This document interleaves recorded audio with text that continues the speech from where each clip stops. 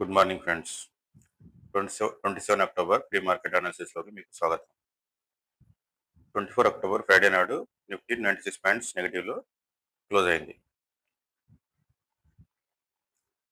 మనము 25,930 అబోవ్ పాజిటివ్గా ఉంటుంది, 25,800 బిలో నెగిటివ్ ఉండడానికి పాసిబిలిటీ ఉంది అనుకున్నాము. 25,800 బ్రేక్ కాగానే అక్కడ నుంచి మన ఫస్ట్ లెవెల్ అనేది 25,730 అనేది రీచ్ అయింది.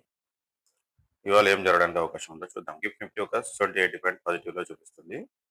ఆ రకంగా చూసుకుంటే 25,080, 860, 820 దగ్గర ఓపెన్ అవ్వడానికి పాసిబిలిటీ కనిపిస్తుంది.